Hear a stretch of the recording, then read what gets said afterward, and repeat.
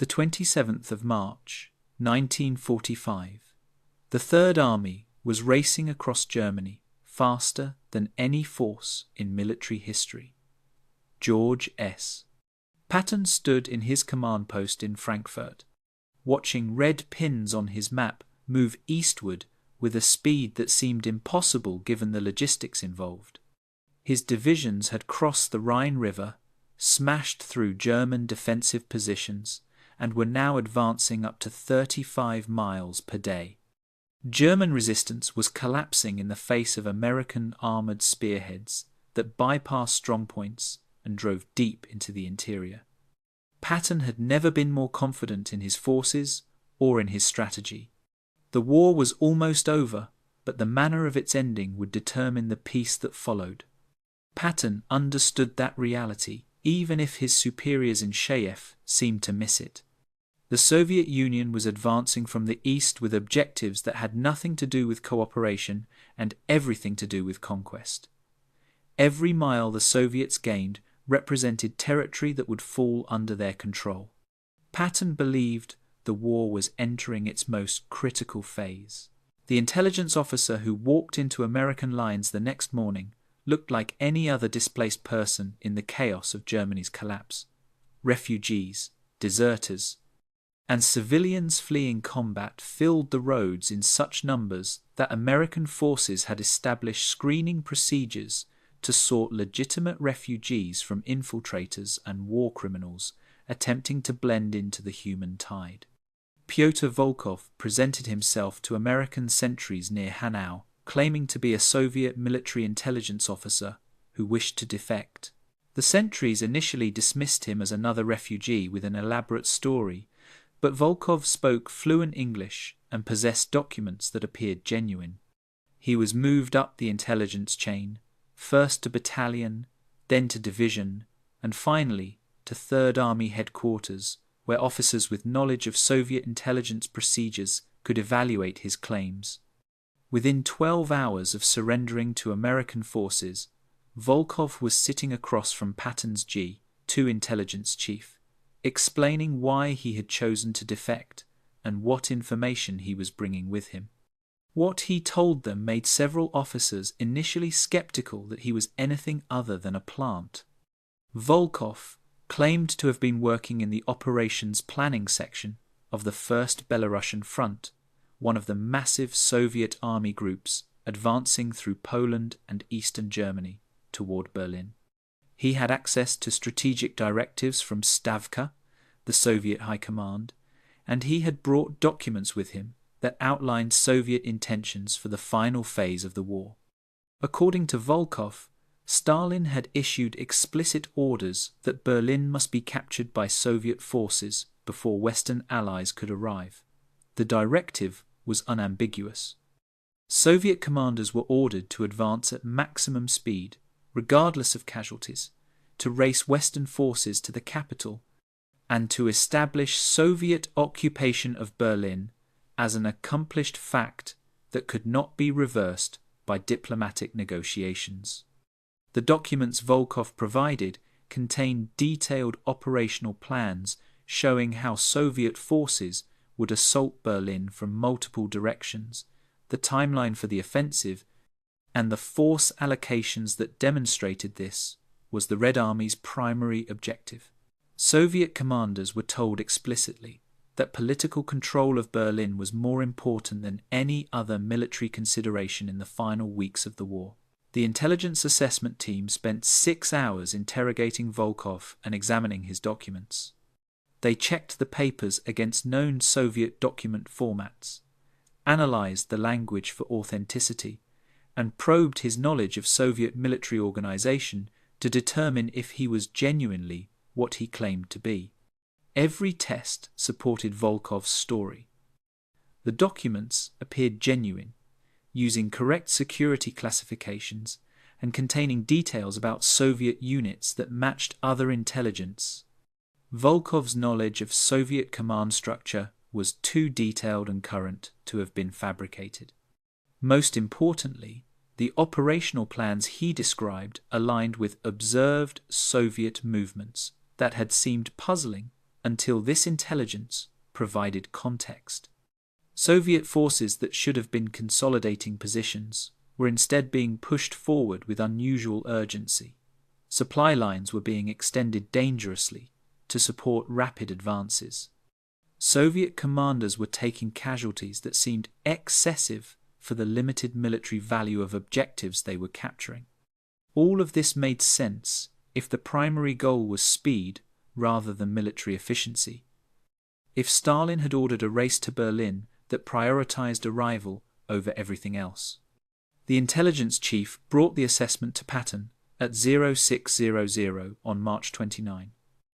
Patton was already awake, studying maps and calculating how fast his forces could advance if he pushed them to their limits. The chief laid out Volkov's information and the verification that had been completed overnight. He explained that the intelligence appeared genuine and that Soviet intentions were now clear. Stalin wanted Berlin and was willing to accept massive casualties to get there before the Americans arrived. The timeline in the Soviet documents suggested that the main assault on Berlin would begin in mid-April, giving the Americans approximately 2 weeks to reach the city if they chose to try. The distance from the Third Army's current positions to Berlin was roughly 350 miles, crossing terrain that ranged from favorable to extremely difficult. German forces between the American position and Berlin were disorganized but still capable of resistance if given time to consolidate. The window for an American advance on Berlin was narrow and closing. If Patton was going to move, he needed to move immediately. Patton studied the intelligence for nearly an hour, his expression revealing the calculations running through his mind. He understood military operations at an intuitive level that exceeded formal training, seeing patterns and possibilities that other commanders missed. The race to Berlin was operationally feasible if he moved fast and if he was willing to extend his supply lines beyond normal limits. The Third Army had demonstrated that speed could substitute for numerical superiority, that rapid advances disrupted enemy defenses before they could form. American armor could reach Berlin in 10 to 14 days if resistance collapsed as expected and if fuel supplies could be maintained. The strategic implications were enormous. Whoever took Berlin would control not just the physical city, but the narrative of Germany's defeat. Capturing Berlin would give the Western Allies leverage in post-war negotiations that no amount of diplomatic agreements could provide. Stalin understood this reality, which was why he had ordered the race. Patton needed Eisenhower to understand it too. He picked up the secure telephone and placed a call to SHAEF headquarters. General Dwight Eisenhower was in his office at Reims when Patton's call came through. The Supreme Allied Commander was managing the final coordination of multiple army groups advancing from different directions, dealing with supply shortages that constrained operations, and navigating political complexities as victory approached.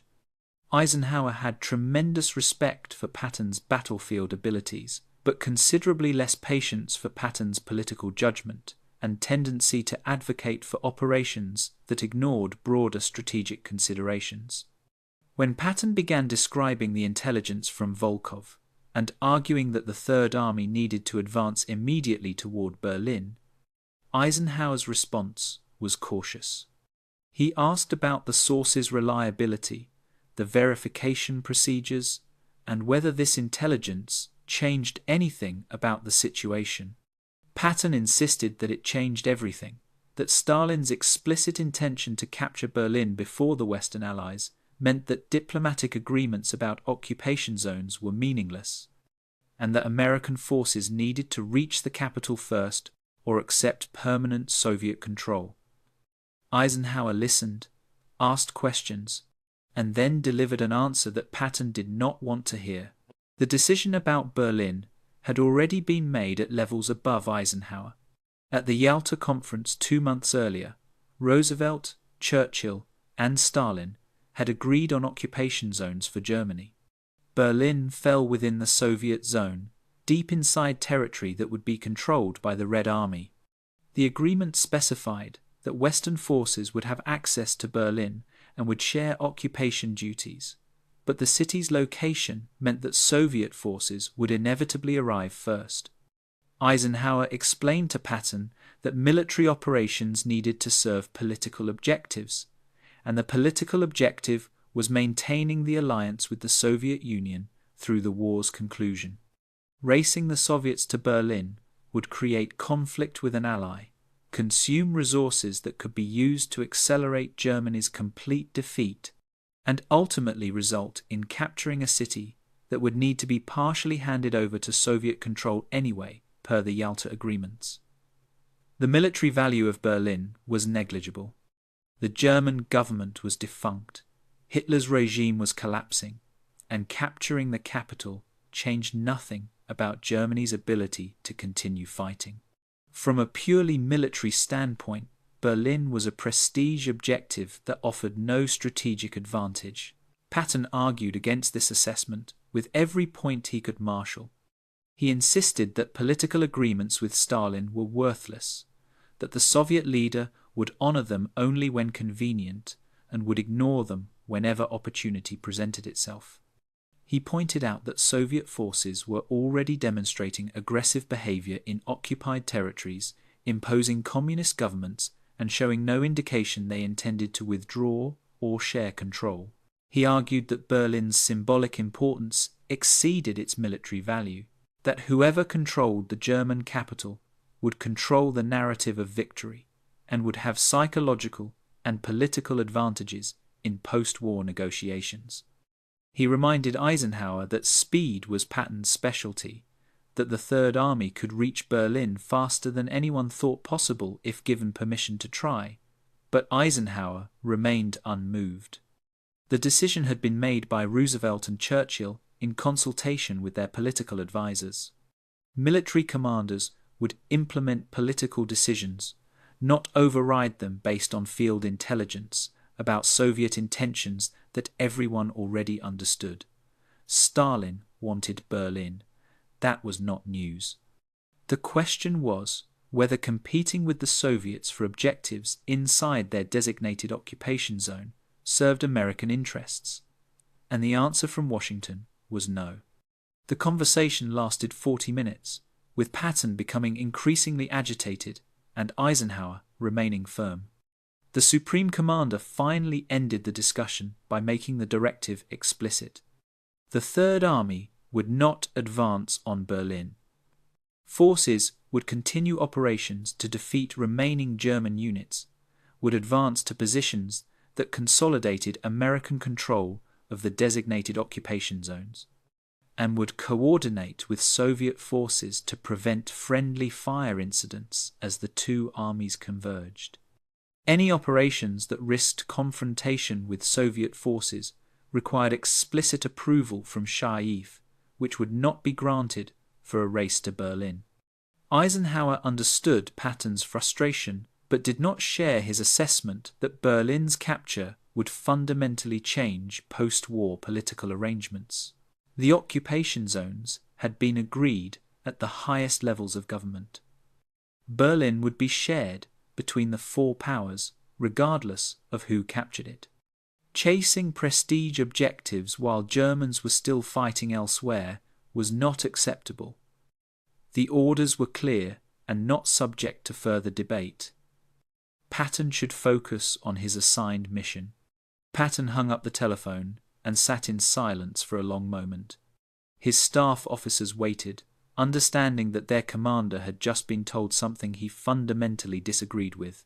Patton finally spoke, his voice tight with controlled anger. He said that Eisenhower was making a mistake, that history would judge this decision harshly, that they were handing Stalin a victory that would haunt the West for decades. But orders were orders. The Third Army would not advance on Berlin. They would follow the operational plan that Shaif had designated, which meant advancing southward into Bavaria and Austria rather than northeast toward the German capital. Patton dismissed his staff and spent the next hour alone, staring at maps that showed Berlin just 350 miles away, close enough to reach but forbidden by command decisions that he considered strategically bankrupt. He understood that military discipline required following orders, even when those orders were wrong, but understanding the requirement did not make it easier to accept. For one of the few times in his career, George S. Patton did exactly what his superiors told him to do, and it was the decision he would most regret. The Soviet offensive against Berlin began on April 16, exactly as Volkov's intelligence had predicted. 2.5 million Soviet troops, 6,250 tanks, and 41,600 artillery pieces attacked the German capital from 3 directions.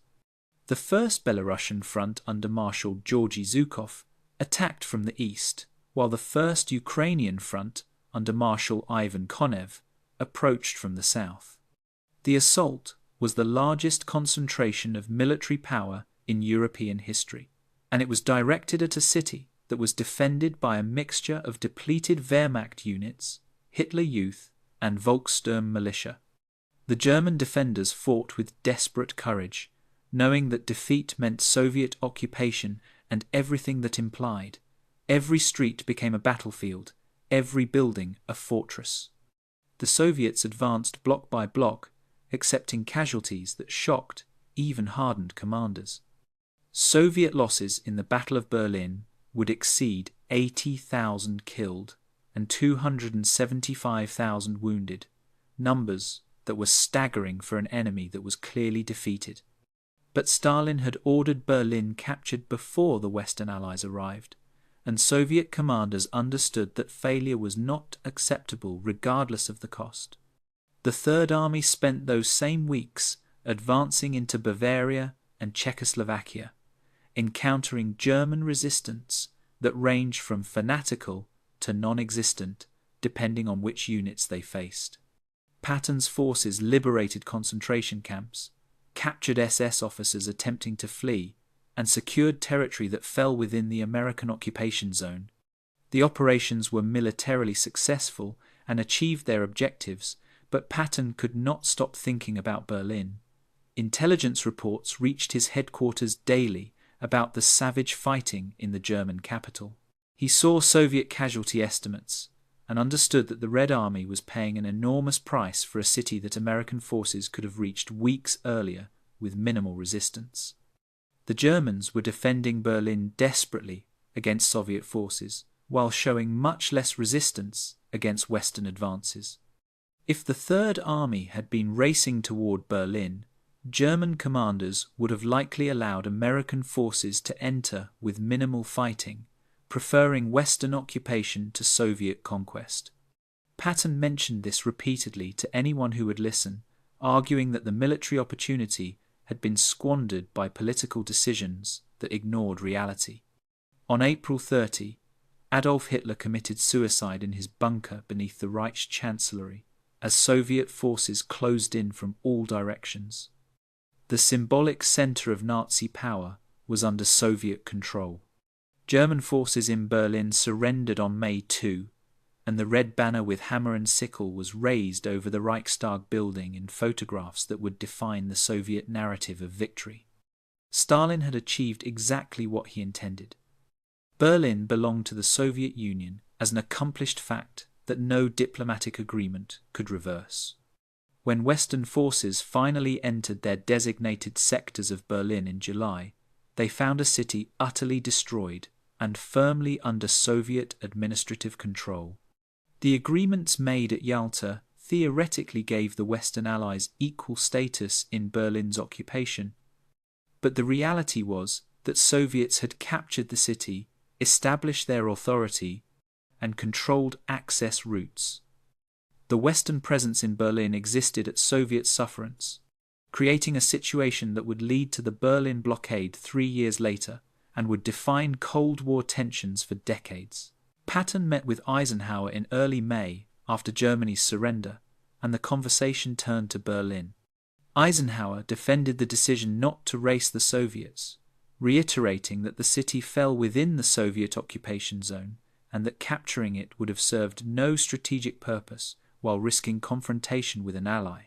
Patton responded bluntly that they had not avoided confrontation with the Soviet Union, they had simply delayed it while giving Stalin exactly what he wanted. Soviet forces now occupied half of Europe and showed no intention of withdrawing or allowing free governance in occupied territories. The intelligence that Volkov had provided in March had been completely accurate. Stalin had been planning to seize Berlin specifically because he understood its political importance, even if Western military leaders did not. Eisenhower acknowledged Patton's concerns, but insisted that military commanders were not responsible for political decisions. They had followed their orders and had allowed civilian leadership to manage the broader strategic questions. Patton's counter was devastating in its simplicity. What was the point of military victory if it delivered half of Europe to a totalitarian regime as bad as the one they had just defeated? The debate about whether American forces should have raced to Berlin continued among military historians and strategic analysts for decades. The case for attempting the advance rested on several arguments.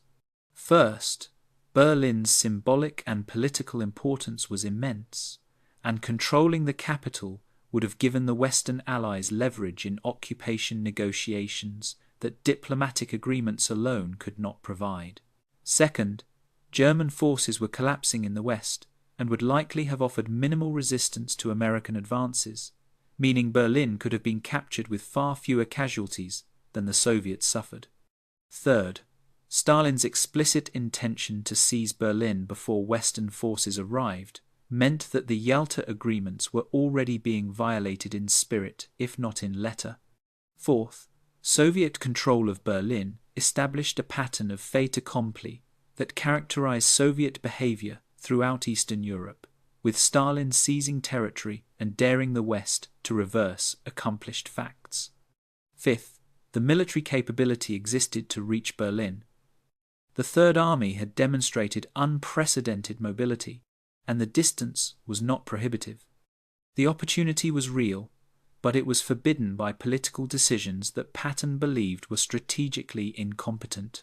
The case against racing to Berlin was equally substantial and ultimately persuaded Eisenhower and the political leadership.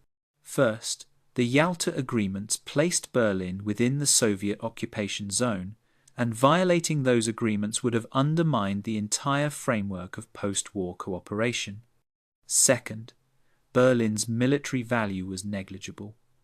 The city was not a communications hub or industrial center that would affect Germany's ability to continue fighting. Third, American and British forces were already stretched thin logistically, and diverting resources to Berlin would have weakened operations in other sectors. Fourth, racing the Soviets risked armed confrontation between supposed allies, potentially triggering a new war while the current one was not yet finished. Fifth, even if Western forces captured Berlin first, the city would still need to be shared with Soviet forces per the occupation agreements, meaning the effort would gain temporary prestige but no permanent advantage. Sixth, Soviet forces vastly outnumbered Western forces in Europe, and Stalin had shown willingness to accept massive casualties to achieve objectives. A race to Berlin might have escalated into a confrontation that the West could not win militarily. These considerations convinced Eisenhower that pursuing Berlin was strategically unwise, regardless of Volkov's intelligence about Soviet intentions. What happened in Berlin in the weeks and months after its capture supported Patton's warnings, even though it could not prove that racing for the city would have prevented those outcomes. Soviet forces looted the city systematically, stripping factories of machinery, confiscating art and cultural treasures, and shipping everything of value back to the Soviet Union. The civilian population suffered atrocities that were documented by witnesses and survivors.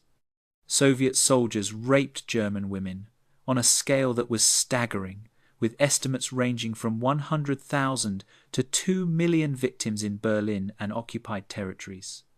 The Red Army Command either encouraged this behavior or made no serious effort to prevent it, viewing German suffering as justified revenge for Nazi crimes in the Soviet Union. German civilians, who had initially hoped for liberation from Nazi rule, found themselves under occupation that was in many ways more brutal than what they had experienced under Hitler.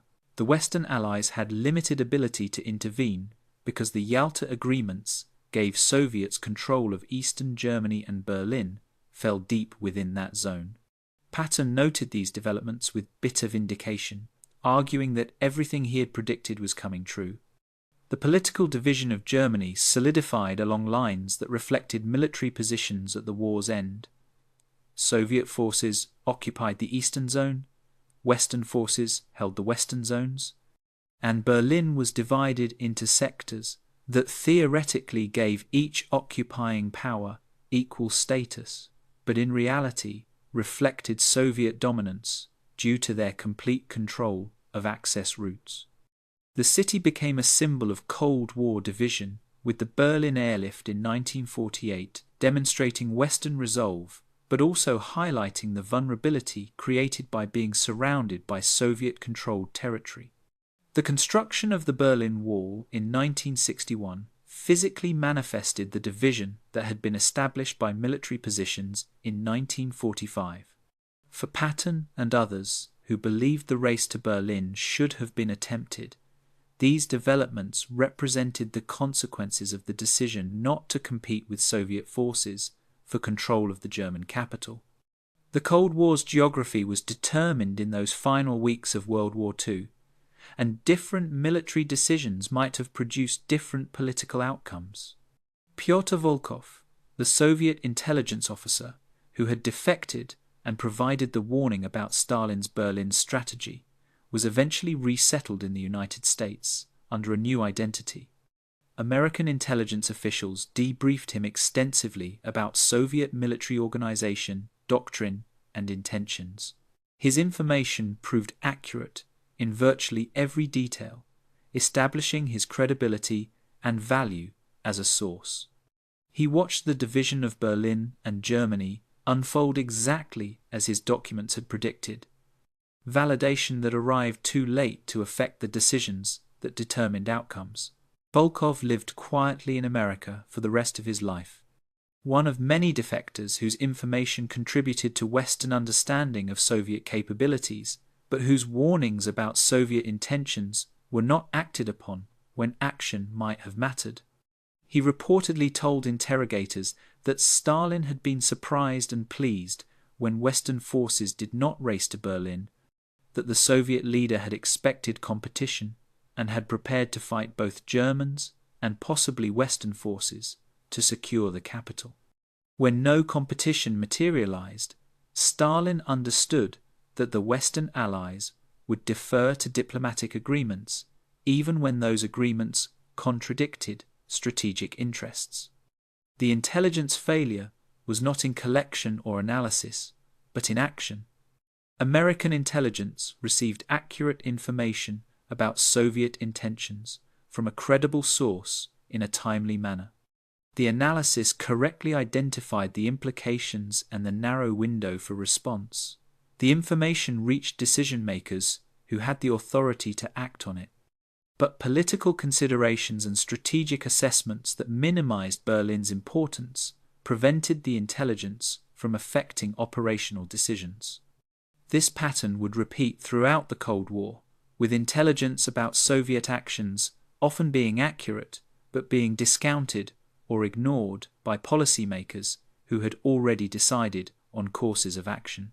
Patton's frustration represented a broader tension between military commanders who wanted to act on intelligence about future threats and political leaders who prioritized maintaining current alliances and avoiding conflicts that might disrupt diplomatic frameworks. Neither side was entirely wrong in their assessments, but the consequences of their disagreement shaped the next 45 years of international politics. Patton's public statements about the Soviet Union became increasingly critical in the months following Germany's surrender. He told reporters that America had defeated the wrong enemy and should have allied with Germany against the Soviet Union.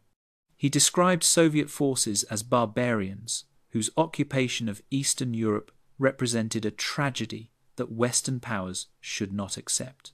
He argued that conflict with the Soviet Union was inevitable and that allowing Stalin to consolidate control of half of Europe simply made that future conflict more difficult and dangerous. These statements created enormous political problems for Eisenhower and the Truman administration. Soviet officials demanded Patton's dismissal. American diplomats tried to minimize the damage to relations with Moscow. Patton was eventually relieved of command of the Third Army in October 1945, officially for different reasons, but certainly influenced by his inability to stop criticizing Soviet policy and the decisions that had given Stalin control of Eastern Europe. His car accident and death in December meant he never had to witness the Cold War's development and Berlin's role as the flashpoint of East-West confrontation. The question of whether Patton was right about Berlin could not be definitively answered because history recorded only what happened, not what might have been. If American forces had raced to Berlin and arrived before Soviet forces, would Stalin have accepted Western occupation, or would he have ordered his forces to attack, potentially starting World War III? If Western forces controlled Berlin, would that have prevented Soviet domination of Eastern Europe or simply created an isolated enclave that would have been impossible to hold? Would capturing Berlin have given Western leaders leverage in negotiations with Stalin, or would the Soviet dictator have simply ignored the situation and imposed his will on territories under Red Army control? These questions remained counterfactual, but they illustrated the complexity of the decision that Eisenhower made and that Patton opposed. The intelligence about Soviet intentions was accurate, but intelligence alone could not determine whether acting on that information would have produced better outcomes than the path that was chosen. The legacy of the decision not to race to Berlin shaped how military leaders thought about the relationship between military operations and political objectives. Some concluded that Eisenhower had been correct to allow political leadership to make strategic decisions about objectives, that military commanders should execute assigned missions rather than advocating for operations based on their own political assessments. Others concluded that Patton had been correct to argue for seizing opportunities even when political leadership was uncomfortable with the implications, that military commanders had a responsibility to provide options and advocate for actions that served long-term strategic interests, even if they contradicted diplomatic agreements. The debate reflected fundamental questions about civil-military relations that had no easy resolution and that would recur in different contexts throughout the Cold War and beyond.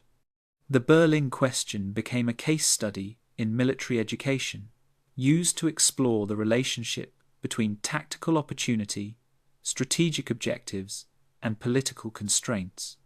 The physical division of Berlin that resulted from military positions in 1945 created a situation that defined Cold War tensions for decades.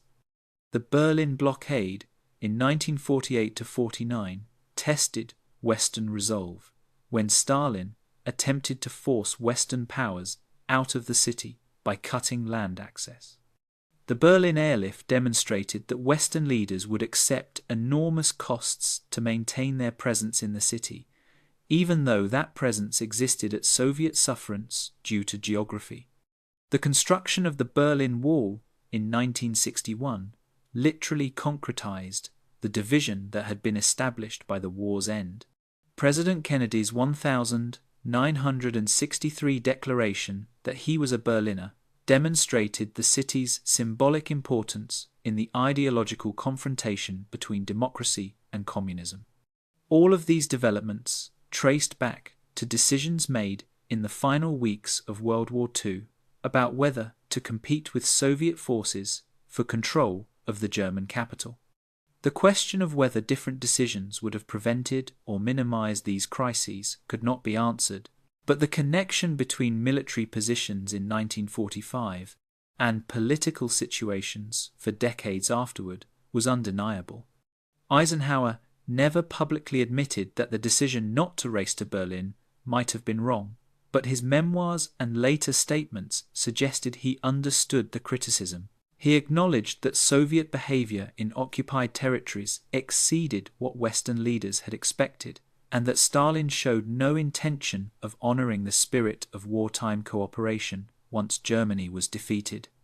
He admitted that Berlin's symbolic importance exceeded the military assessment that had justified not pursuing it. But he maintained that military commanders were correct to allow political leadership to make decisions about operations that had primarily political implications. The occupation zones had been agreed by Roosevelt and Churchill, and military forces were bound to respect those agreements regardless of Soviet bad faith. Eisenhower's defense was that he had followed orders from civilian leadership and had executed military operations within the political framework he was given. Whether that framework was adequate to the situation was a question for presidents and prime ministers, not for generals. The Third Army's war record under Patton included extraordinary achievements that were celebrated and studied, but the question of Berlin remained a shadow over that legacy. Patton's forces had advanced faster and further than any army in history, had inflicted disproportionate casualties on German forces, and had achieved operational objectives with efficiency that was unprecedented. But they had not taken Berlin. They had followed orders to advance in different directions while Soviet forces captured the capital. For Patton personally, this represented the mission he most wanted to complete but was forbidden from attempting. He believed he could have reached Berlin before Soviet forces if given permission to try. He believed that capturing the city would have fundamentally altered post-war political arrangements by giving the West physical control of Germany's capital and symbolic heart. Whether he was right could never be proven, but his conviction was absolute. Among all of Patton's accomplishments and controversies, his inability to convince Eisenhower to race for Berlin haunted him most. The intelligence that Pyotr Volkov provided in March 1945 proved accurate in every detail. Stalin's directive to capture Berlin at any cost was implemented exactly as described. Soviet forces raced to the capital with the urgency that the documents indicated. The timeline for the offensive matched the intelligence. The willingness to accept massive casualties to secure the objective was demonstrated in the battle's horrific cost. Everything Volkov told American intelligence happened precisely as he said it would. But accurate intelligence meant nothing if it did not affect decisions. The warning reached Patton.